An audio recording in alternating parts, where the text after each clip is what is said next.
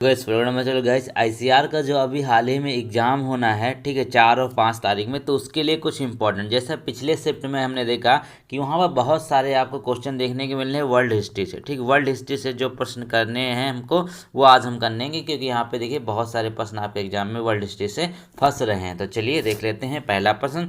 तो कहते हैं कि जो पुनर्जागरण है इसका आरंभ कहाँ हुआ था, पुनर्जागरण का आरंभ कहाँ हुआ था, तो इसका राइट आंसर हो जाएगा इटली। याद रखेंगे, पुनर्जागरण का जो आरंभ हुआ था वो इटली में हुआ था, तो इसका राइट आंसर आपका बी हो जाएगा। ठीक है, तो यहाँ पे देखिए अब वर्ल्ड ज्योग्राफी से या फिर वर्ल्ड हिस्ट्री से अगर क्वेश्चन आते हैं तो थोड़ा टफ पड़ जाते हैं, ठीक है, इसीलिए लोग कह रहे हैं कि पेपर हार्ड है। वाकई में पेपर तो हार्ड है ही है। फिर अगला क्वेश्चन देखेंगे, तो यहाँ पे जितने भी हम एक्सपेक्टेड क्वेश्चन हो सकते हैं वर्ल्ड जो हिस्ट्री के वो आप देख लेंगे, ठीक है। तो कहते हैं मोनालिसा किसकी कृति है। अब ये देखिए विश्व की सबसे बेहतरीन पेंटिंग्स में से एक मानी जाती है, तो किसकी ही हो जाएगी, लियोनार्दो दा विंची। किसकी, लियोनार्दो दा विंची की है ये मोनालिसा। क्वेश्चन नंबर अगला देखेंगे। अगले में कहते हैं यहाँ पर कि जो डिवाइन कॉमेडी है, ठीक है, ये भी क्वेश्चन कई बार पूछा गया, जो डिवाइन कॉमेडी नामक काव्य, ठीक है, किसने लिखा है, ठीक है, किसने लिखा है। एक डिवाइन कॉमेडी नामक एक काव्य है या पोएट्री जिसे कह सकते हैं, ये किसके द्वारा लिखा गया है। तो याद रखेंगे ये जो आपका राइट आंसर होगा यहाँ पर वो हो जाएगा दांते। किसके द्वारा, दांते के द्वारा डिवाइन कॉमेडी को लिखा गया है। क्वेश्चन नंबर अगला देखेंगे। अगले में कहते हैं कि जो आपका प्रोस्टेट धर्म सुधार आंदोलन है ना, इसकी शुरुआत किसके नेतृत्व में हुई थी। अभी देखेगा प्रोस्टेट धर्म सुधार आंदोलन की जो शुरुआत हुई थी वो किसके नेतृत्व में हुई थी। तो याद रखेंगे इसका आपका जो राइट आंसर होगा दोस्तों वो हो जाएगा मार्टिन लूथर। कौन, मार्टिन लूथर के समय में हुई थी। बहुत सारे प्रश्न ऐसे पूछे गए, जैसे मैजिनी के संदर्भ में कुछ पॉइंट दिए थे, ठीक है, इस तरीके से यहाँ पर आपको लेनिन के बारे में प्रश्न पूछे गए हैं, तो ये सारे इंपॉर्टेंट है आपके लिए। अगला क्वेश्चन देखिए, तो अगले क्वेश्चन की बात कर लीजिए। कहते हैं कि भारत की खोज सर्वप्रथम किस यूरोपीय यात्री ने की। तो बहुत आसान है, हो सकता है आपके एग्जाम में आ जाए, इजी वाले प्रश्नों की इजी तो क्वेश्चन तो इजी आ ही रहे हैं। तो वास्को डी गामा इसका राइट आंसर हो जाएगा, तो ऑप्शन नंबर डी ये बिल्कुल सही है।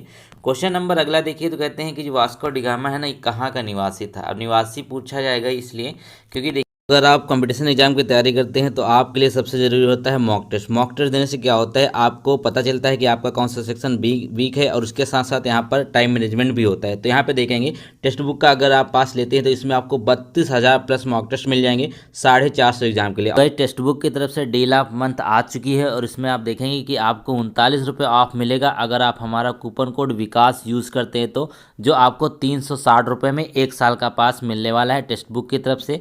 तो अभी जाकर ले लिए, इस फायदा उठाइए इस डील का। एग्जाम के लिए इनरोल होते हैं तो आप देखेंगे कि यहाँ पर आपको 52 चैप्टर टेस्ट मिल जाएंगे, 20 सब्जेक्ट टेस्ट मिल जाएंगे, 10 फुल टेस्ट मिल जाएंगे और 9 मॉक टेस्ट आपको यहाँ पर मिल जाएंगे। तो डिस्क्रिप्शन में लिंक है, वहाँ से जाकर आप पास को ले सके। ये निवासी इसलिए ज़रूरी है, तो इसका राइट आंसर क्या हो जाएगा, वो हो जाएगा यहाँ पे पुर्तगाल। क्यों जरूरी है, क्योंकि ये यहाँ पे वर्ल्ड हिस्ट्री में आता है, ठीक है। चलिए क्वेश्चन नंबर अगला देखें, तो कहते हैं यहाँ पे कोलंबस कहाँ का निवासी। जो कोलंबस है, जिसको क्रिस्टोफर कोलंबस के नाम से जाना जाता है, ये कहाँ के निवासी थे, जिन्होंने अमेरिका की खोज करी थी। तो याद रखेंगे ये हो जाएंगे इटली। कहाँ, इटली के निवासी थे, ठीक है। चलिए इसका राइट आंसर हो गया आपका बी वाला। अगला क्वेश्चन देख लेंगे, कहते हैं अमेरिका की खोज किसने करी थी। तो अभी तो हमने बात की अमेरिका की खोज किसने करी थी, वो करी थी यहाँ पे आपके कोलंबस ने। टोटल यहाँ पे 50% करने वाले हैं वर्ल्ड हिस्ट्री के, तो कठिन भी आएंगे इजी भी आएंगे, तो सारा देख के चलेगा। तो अगला क्वेश्चन देखेंगे यहाँ पर, तो कहते हैं कि जो अमेरिका का नामकरण हुआ है ना, अमेरिका का जो नामकरण है, नोमेनक्लेचर ऑफ अमेरिका, यह किसके नाम पर किया गया। देखिए कितना अच्छा प्रश्न है। तो याद रखेंगे इसका जो राइट आंसर होगा आपका वो हो जाएगा यहाँ पे ओमेरगी वेस्पुसी के नाम पे। किस पे, ओमेरगी वेस्पुसी। अब देखिए यहाँ पे ओमेरगी में यहाँ पे अमेरिका का साउंड आ रहा है, इसीलिए यहाँ पे इसका नाम इसी के नाम पर रखा गया, अमेरिका का नाम। क्वेश्चन नंबर अगला देखिए, तो कहते हैं कि सर्वप्रथम किसने संपूर्ण विश्व का चक्कर लगाया था। ठीक है, संपूर्ण विश्व का चक्कर लगाने वाले यहाँ पे व्यक्ति कौन हो जाएंगे। तो याद रखेंगे ये हो जाएंगे यहाँ पे मैगलन। मैगलन जो है इन्होंने क्या किया था, संपूर्ण विश्व का चक्कर लगाया था सबसे पहले। क्वेश्चन नंबर अगला देखिए, अगला क्वेश्चन देखिए कई बार पूछा गया है, इंपॉर्टेंट है। तो 100 वर्षीय युद्ध जो है किन दो देशों के बीच हुआ था। ठीक है, 100 वर्षीय तो कहा जाता है 100 वर्ष तक युद्ध चला था। तो इंग्लैंड और फ्रांस, क्या इंग्लैंड और फ्रांस के बीच में 100 वर्षीय युद्ध हुआ था। याद रखेंगे ये आपका राइट आंसर हो जाएगा। क्वेश्चन नंबर अगला देखिए, अगला क्वेश्चन कहता है कि वास्को डी गामा भारत जो है कब पहुंचा था। तो याद रखेंगे कब पहुंचा था वास्को डी गामा भारत, ये हो जाएगा आपका 1498 में भारत पहुंचा था। और ये कहाँ पहुंचा था, ये अगला ही प्रश्न है। तो याद रखेंगे ये पहुंचे थे कहाँ, कालीकट में। कहाँ, केरला का एक स्थान है कालीकट, याद रखेंगे, वहीं पे सबसे पहले पहुंचे थे, पुर्तगाली थे।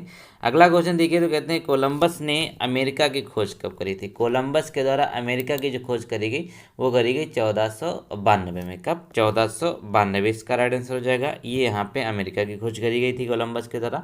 अगला क्वेश्चन देखिए अच्छा है, तो कहते हैं कि बोस्टन टी पार्टी की घटना कब हुई थी। ठीक है, ये देखिए ये प्रश्न अच्छा है। तो बोस्टन टी पार्टी की जो घटना हुई थी वह कब हुई थी, याद रखेंगे, 16 दिसंबर 1773 में। कब? 16 दिसंबर 1773। क्वेश्चन नंबर अगला देखेंगे। अगले में कहते हैं जो बोस्टन टी पार्टी की घटना है इसके नायक कौन थे, यानी कि इसके जो नायक हैं वो कौन से थे। तो याद रखेंगे ये आपके हो जाएंगे सैमुअल एडम्स। कौन? सैमुअल एडम्स के द्वारा यहाँ पर बोस्टन टी पार्टी की घटना हुई थी। याद रखेंगे ऑप्शन नंबर ए बिल्कुल यहाँ पर आपका सही हो जाएगा। क्वेश्चन नंबर अगले की बात कर लेंगे तो कहते हैं कि अमेरिका स्वतंत्रता की घोषणा कब करी थी। अमेरिका ने जो स्वतंत्रता की घोषणा कब करी थी, याद रखेंगे, ये प्रश्न कई बार पूछा गया था। 4 जुलाई 1776 में। कब आज़ाद हुआ था? 4 जुलाई 1776 में अमेरिका ने स्वतंत्रता की घोषणा करी थी।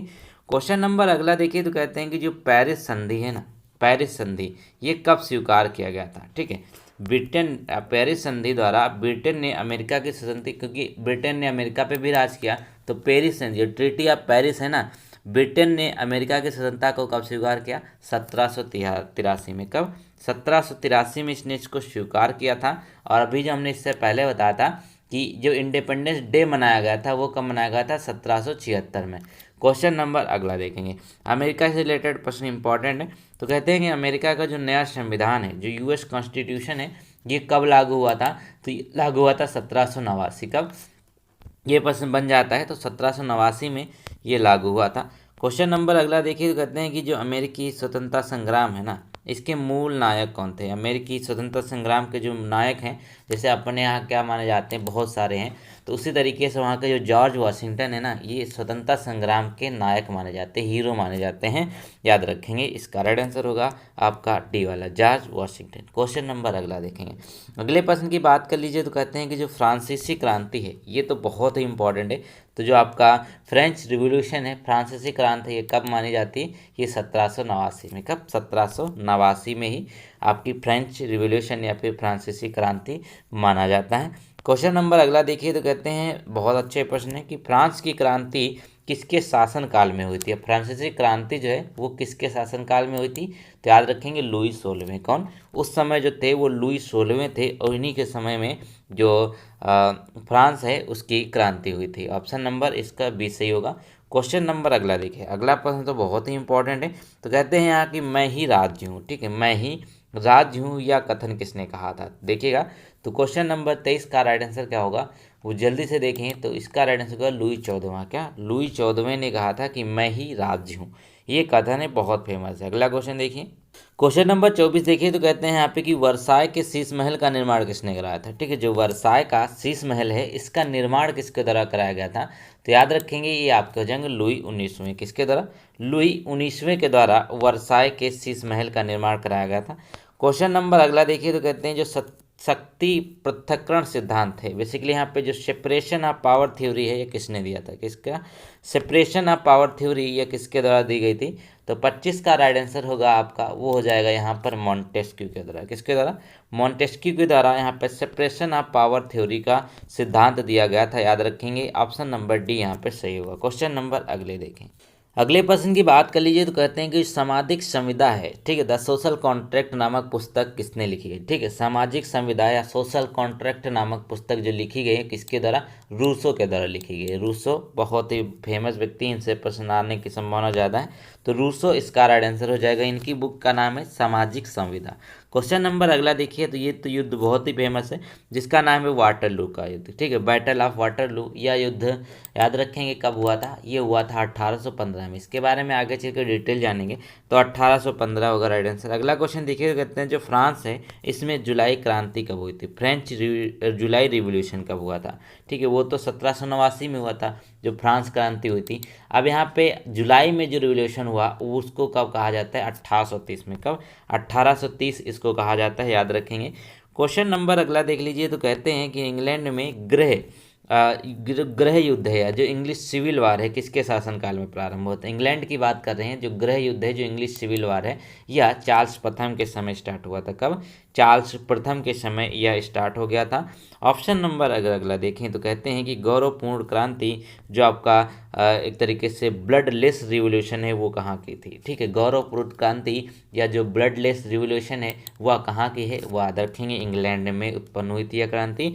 इंग्लैंड इसका राइट आंसर होगा। क्वेश्चन नंबर अगला देखिए तो कहते हैं कि जो इंग्लैंड की गौरवपूर्ण क्रांति थी जो ग्लोरियस रिवॉल्यूशन है, ठीक है, ग्लोरियस रिवॉल्यूशन, ठीक है, याद रखेंगे इसका जो राइट आंसर होगा आपके लिए वो क्या हो जाएगा 31 में, वो होगा जेम्स द्वितीय। किसके समय हुई थी? या जेम्स द्वितीय के समय हुई थी, याद रखेंगे आपका राइट आंसर होगा बी ऑप्शन नंबर। अगला देखेंगे यहाँ पर अगले क्वेश्चन की बात कर लीजिए तो कहते हैं कि इंग्लैंड की संसद ने बिल ऑफ राइट्स कब पारित किया था। ठीक है, इंग्लैंड के संसद के द्वारा बिल ऑफ राइट्स जब पारित किया गया तो वो समय कौन सा था? 1689। कब? 1689 में इंग्लैंड ने बिल ऑफ राइट्स यानी कि यूएस बिल ऑफ राइट्स को पारित किया था। याद रखेंगे, ये आपका इंपॉर्टेंट क्वेश्चन बन सकता है। क्वेश्चन नंबर अगला देखिएगा तो कहते हैं यहाँ पे रक्त और लौ की नीति जो है वह किसके द्वारा अपनाई गई थी, किससे संबंधित है बेसिकली। अगर यहाँ पे हम भारतीय हिस्ट्री की बात करते हैं तो यहाँ पे जो बलबन थे उन्होंने रक्त और लौ की नीति अपनाई थी। लेकिन अगर वर्ल्ड हिस्ट्री की बात करें तो यहाँ पर संबंधित होंगे बिस्मार्क से। किससे? बिस्मार्क से ये संबंधित होगी रक्त और लौ की नीति। चलिए क्वेश्चन नंबर अगला देखेंगे। अगले में कहते हैं जो यंग इटली है ना, ठीक है, यंग इटली नामक संगठन किसने बनाया था। इस पे प्रश्न पूछा गया था, वो अलग बात है, थोड़ा सा डीप में पूछा गया था कि मतलब इस जगह आपके इसका राइट आंसर जो मैजिनी है, मैजिनी के बारे में 2 क्वेश्चन दिए गए थे। ठीक है, तो यंग इटली के जो संगठन या फिर इसके संस्थापक कौन है? मैजिनी हो जाएंगे। ऑप्शन नंबर आपका ए यहाँ पे बिल्कुल सही होगा। चलिए क्वेश्चन नंबर यहाँ पे अगला देख लेंगे हम। तो अगले में कहते हैं कि जो लाल कुर्ती है ना, लाल कुर्ती नामक सेना का गठन किसने किया था। ठीक, लाल कुर्ती सेना नामक गठन किसके द्वारा किया गया था? तो ये हो जाएंगे गैरीबाल्डी। ठीक है, गैरीबाल्डी इसका राइट आंसर हो जाएगा। ऑप्शन नंबर बी आपका बिल्कुल सही है। क्वेश्चन नंबर अगला देखिए तो कहते हैं इटली का जो तलवार है ना, शॉर्ट्स ऑफ इटली किसे कहा जाता है। इटली का जो तलवार है वो किसे कहा जाता है? इटली शॉर्ट्स ऑफ इटली किसे कहा जाता है? तो वो हो जाएंगे गैरीबाल्डी। किसको? गैरीबाल्डी को कहा जाता है इटली का तलवार। ऑप्शन नंबर ए यहाँ पे बिल्कुल आपके लिए सही हो जाएगा।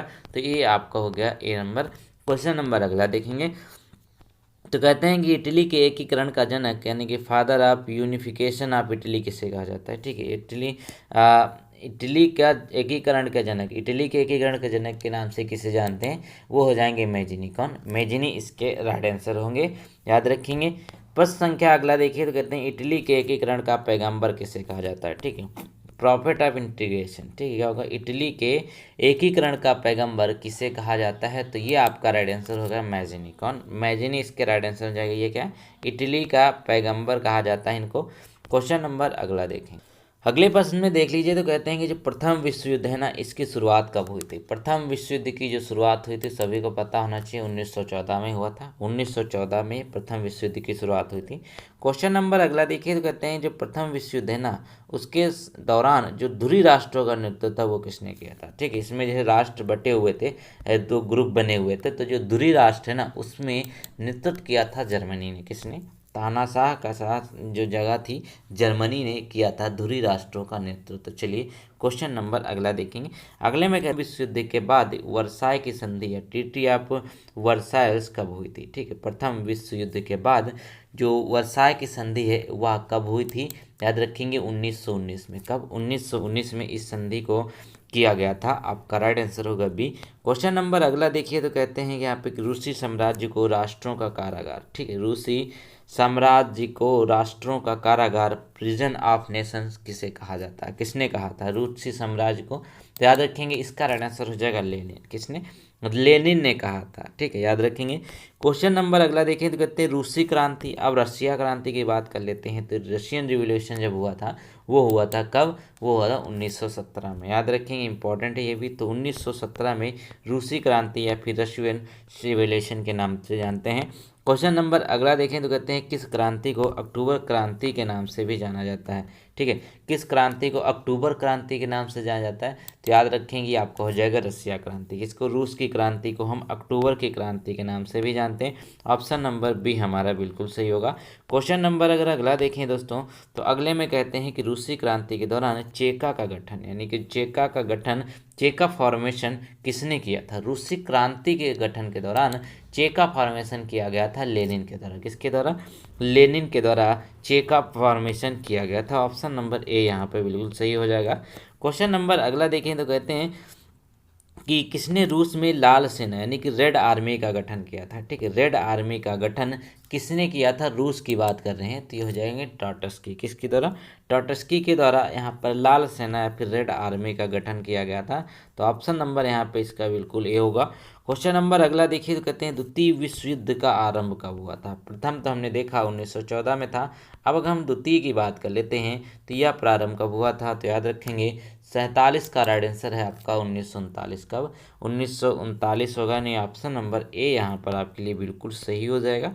क्वेश्चन नंबर अगला देखें तो कहते हैं कि द्वितीय विश्व युद्ध की समाप्ति कब हुई थी। ठीक है, जब द्वितीय विश्व युद्ध चालू भी हुआ तो ख़त्म भी होगा, तो वो होता 1943 में। कब? 1943 इसका राइट आंसर हो जाएगा। ये द्वितीय विश्व युद्ध की समाप्ति इस दिन हुई थी। ऑप्शन नंबर बी आपका बिल्कुल सही है। क्वेश्चन नंबर अगर अगला देखें तो कहते हैं यहाँ पर कि जापान में अमेरिका के पर्ल हार्बर यानी कि नौसैनिक अड्डा कब आक्रमण किया गया था। कि जापान में जो अमेरिका का पर्ल हार्बर है, नौसैनिक अड्डा है, उस पर आक्रमण जब किया गया वह डेट थी 1941। कब? 1941 में इसको आक्रमण किया गया था। क्वेश्चन नंबर अगला देखेंगे। अगला क्वेश्चन थोड़ा सा इंपॉर्टेंट है क्योंकि यहाँ पे यूएसए ने जापान के दो शहर हिरोशिमा और नागासाकी पर परमाणु बम गिराया था।